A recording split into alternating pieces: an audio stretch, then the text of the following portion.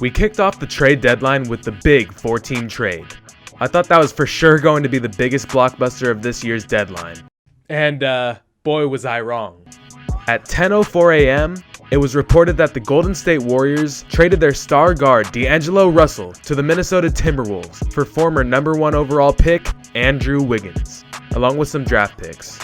In this video, I will analyze this trade for both sides and determine whether this trade was a W or an L for the Timberwolves and the Warriors. But first, what's up, ballers? Welcome back to EJA B-Ball. Before we get started, I need you to like the video within 5 seconds or else LeBron is going to chase down block your shot. You never want that to happen, so go ahead and like the video. You should also subscribe because I'm making bangers, so you don't want to miss out on any of the best NBA content. Also, I'm doing an NBA jersey giveaway at 1,000 subscribers, so if you want a chance to win an NBA jersey of your choice, all you have to do is subscribe. But that's enough of the self-promotion. Let's get into the trade details. Alright, so the Minnesota Timberwolves received D'Angelo Russell, Amari Spellman, and Jacob Evans from Golden State. In exchange, the Warriors receive Andrew Wiggins, a 2021 top 3 protected first-round pick from the Timberwolves, and an unprotected 2022 second-round pick from Minnesota. There are many angles to this trade for both teams to consider. First, let's go over the Timberwolves side of the deal. The Timberwolves were finally able to make a deal happen for D'Angelo Russell. If we look back to free agency last summer, the Timberwolves were pursuing D'Lo hard, but weren't able to free up the cap space to make a move, and weren't able to agree to a deal with the Nets for a sign-in trade. But now they have finally got their star point guard of the future to pair alongside Cat. When we look to see if this was a good trade for the Timberwolves, there is really 2 ways of looking at it. The first way of looking at this is if we are looking at this for strictly basketball. If we are looking at this as a strictly basketball move, does this trade put the Timberwolves over the top? Well, D'Angelo Russell is having a great statistical season, averaging 23.6 points per game and 6.2 assists per game on 43% shooting and 37.4% shooting from 3. Just looking at those stats, one would think D'Angelo is one of the best players in the league. I really think that this is not the case, and these numbers that he is putting up are simply empty stats. The current Warriors record is 12-40, making them the worst team in the NBA. Out of the 12 wins that the Warriors have, D'Lo only played in 8 of them, meaning out of the 52 games that they have played this season, D'Lo only contributed to 8 wins. Now, let's not be ignorant. You obviously can't win in the NBA by yourself, and the Warriors probably have the worst roster in the NBA. Even with that being true, if you are a star being paid the max, I expect you to contribute to more than 8 wins. Russell is also one of the worst defenders in the league. I mean, if you don't have a guard alongside him that is a good defender, the star guards of the league are going to cook your team. That being said, with all of the things that the Wolves gave up, was this really worth it? Yes, they were able to get off Wiggins' contract, which is one of the worst contracts in the NBA right now, but they also had to give up good draft equity as well. You put D'Lo next to Cat, and yes, that will be a very good offensive duo. D'Angelo Russell is one of the best pick-and-roll players in the league, with him being a great ball handler, scorer, and a sneaky good passer. But when you look at this team's defense, they really have nobody. Cat is a terrible defender, and so is D'Angelo. So the strictly basketball view of this trade doesn't really put this team over the top in any way. That being said, there is also the logistics view of this trade. Cat was starting to get fed up with all the losing that was happening in Minnesota. A change was definitely needed, and who else for the Wolves to trade for than Cat's best friend, D'Angelo Russell? If they didn't do this move now, then they faced the possibility of this trade not being on the table in the offseason, and Cat requesting a trade from the team after being so fed up. Another thing to consider is the Wolves have never been great at drafting, so a rebuild probably wouldn't have gone well for this team. One last thing to consider, when you are just comparing who is better right now between Wiggins and D'Lo, D'Lo is a better player, and probably has more potential for the future. So with both views of this trade considered, this trade is a W for the Timberwolves as they were able to get their star guard, all while most importantly, keeping Karl Anthony Towns happy for the future. Now let's go over the Warriors side of the deal. Alright, so most of you guys could tell by now, I'm a huge Warriors fan. I've been a Warriors fan since I was a child, so this trade hit me a lot harder than any other trade. When I first heard the news of this trade, my instant reaction was this was a terrible trade for the Warriors. I didn't think that they were going to trade D'Angelo at all on the deadline, and if they did, I thought they were going to get a huge package.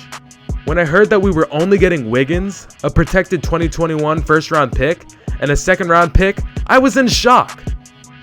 I thought there was no way they would do this terrible trade. But when I really started looking deeper, this trade started to make more and more sense. When we think about Wiggins, we see that he hasn't developed much over the span of his career. He is pretty much a one-dimensional player so far. This season, Wiggins is averaging 22.4 points per game and 5.2 rebounds per game on 44.4% shooting and 33.1% shooting from 3. These numbers are pretty much empty stats, as the Timberwolves are 15 and 35. Now, I will be the first to admit that these stats do not jump off the screen for me. They are pretty underwhelming, and Andrew Wiggins' game doesn't make me very excited either. Very athletic player that had potential to be a great player in this league, but that just hasn't been the case.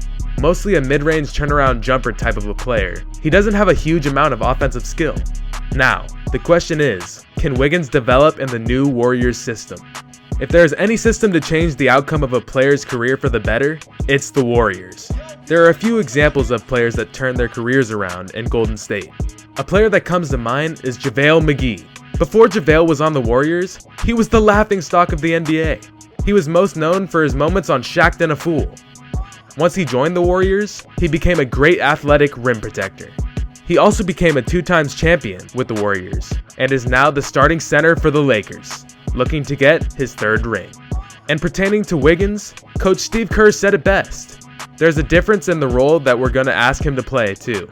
Minnesota needed him to be a star, and we're not asking him to be a star. We're asking him to play a role on a team that already has some star players. This quote is perfect. The Warriors don't need Wiggins to go out and score 30 a night in order for them to win. The perfect player comparison is Harrison Barnes. When the Warriors had Harrison Barnes, his role was to be an athletic wing defender who could also space the floor. Now, many things are questionable for this. Wiggins right now is a very bad defender. The bright side is, Wiggins has potential. He has the body to be able to do this. With someone like Draymond Green constantly pushing Wiggins defensively, they have a chance to tap into that defensive potential. Wiggins also isn't much of a shooter right now. Andrew is shooting a career 40% from the corner 3, which is promising, and with the best shooters of all time pushing him to be better, he could develop to be a better shooter one day. But if I'm being honest, all of this is a lot to ask from Wiggins. If we are looking at Wiggins right now compared to D'Angelo Russell, when it comes to fit on the Warriors roster, Wiggins takes the win in that category. Let's be honest, we all knew that D'Lo wasn't going to fit for the Warriors. I was in denial for so long. I wanted this thing to work so bad, but it just didn't. The Warriors didn't need another ball handler, especially at the max. What we were in desperate need for was an athletic wing or big, and we got our athletic wing. But I haven't gone over the best part of this trade, the draft assets that the Warriors received. The 2022 second-round pick is cool, but what is most interesting is the top 3 protected 2021 first-round pick from Minnesota. Why this is so intriguing is for 3 reasons. First reason is, let's just say we don't trade that pick. As of right now, after the D'Lo trade, I would say that the Timberwolves roster is simply not a playoff roster, especially considering what I said about their terrible defense. They don't have depth. I just can't see them making the playoffs. Minnesota will have a good pick in this year's draft. While they do have a chance at getting the number 1 pick, Minnesota has never been good at drafting, so I don't think they will grow very much from there. And Minnesota has never been a free agency destination. So my point is, I don't see their roster growing very much. What does this mean? This means that this pick that we received will be a good pick for next year's draft. I don't think the Timberwolves will be one of the 3 worst teams, so I don't think they will be getting their pick back. And I don't think they will be a playoff team. So what that means is we will have another lottery pick, and the Warriors have been one of the best teams in the league at drafting future stars. So I am confident that they could keep this pick and turn it into someone special. The second reason the draft assets are so important is now we have a surplus of draft assets. As of right now, the Warriors have the best chance at getting the number 1 pick for the 2020 draft. Let's just say the Warriors get unlucky in the lottery and end up with the 4th pick. Let's also say that the Warriors work out somebody like James Wiseman and are blown away with his performance. But James is the consensus #1 pick.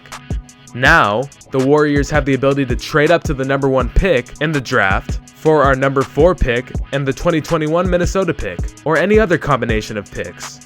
What I'm trying to get at is the Warriors have flexibility with what they want to do in the draft.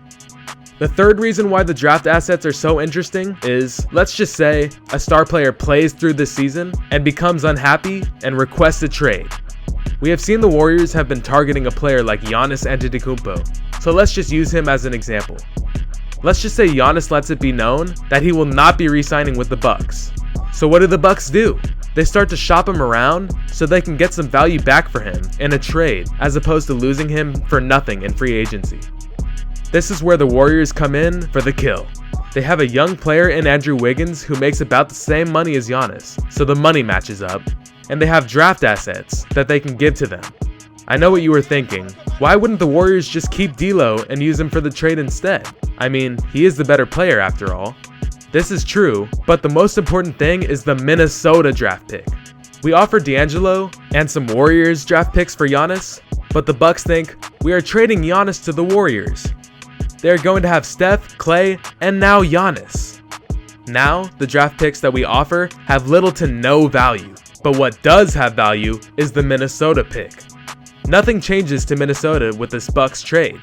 They're still a lottery team, so this pick now has value. And the Warriors complete the heist of the century. So it is for these reasons that I'm giving the Warriors a W for this trade as well. If you made it this far to the video, thank you so much for watching this video. Like I said in the beginning of the video, I'm making straight bangers right now. So make sure you're subscribed so you don't miss any of the best NBA content on YouTube. And please like this video if you enjoyed. Also, be sure to comment your opinions on this trade. Do you agree with me? Do you disagree? Let me know. But as always, this has been EJA B-Ball, and I'm out.